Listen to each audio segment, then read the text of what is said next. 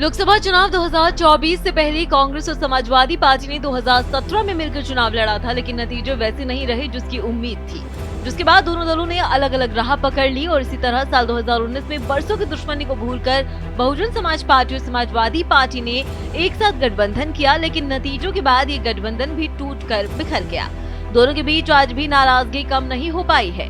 ऐसे में एक बार फिर से इस खबर ने तूल पकड़ा है कि चुनाव के बाद यूपी के इन दो लड़कों का याराना चलेगा या ये दोस्ती टूट कर बिखर जाएगी, ये गठबंधन भी टूट जाएगा।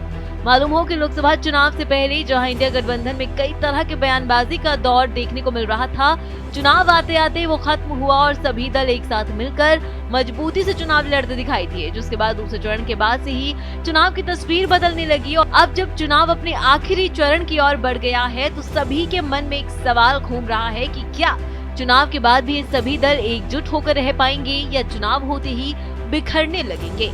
दरअसल 1 जून को जब आखिरी चरण की वोटिंग होगी, उसी दिन कांग्रेस के राष्ट्रीय अध्यक्ष मल्लिकार्जुन खड़गे ने इंडिया गठबंधन के सभी घटक दलों की बैठक बुलाई है।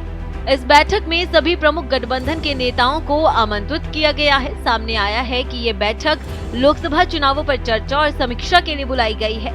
माना जा रहा है कि इस बैठक में आगे की रणनीति तैयार होगी, लेकिन सबसे बड़ा सवाल यही है कि क्या ये दोस्ती चुनाव के बाद भी रहेगी या नहीं। यही वजह है कि अब सपा और कांग्रेस गठबंधन को लेकर भी कयास लग रहे हैं। तो वहीं राजनीतिक जानकारों की माने तो यूपी में सपा कांग्रेस गठबंधन काफी हद तक लोकसभा चुनाव के नतीजों पर निर्भर करता है।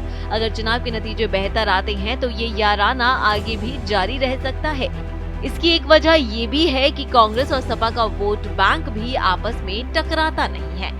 हालांकि बीजेपी बार बार दावा करती है कि चुनाव के बाद इंडिया गठबंधन टूटकर बिखर जाएगा। ऐसे में ये देखने वाली बात होगी कि आखिर किस तरीके से सपा और कांग्रेस एक दूसरे को आपस में बनाए रखते हैं।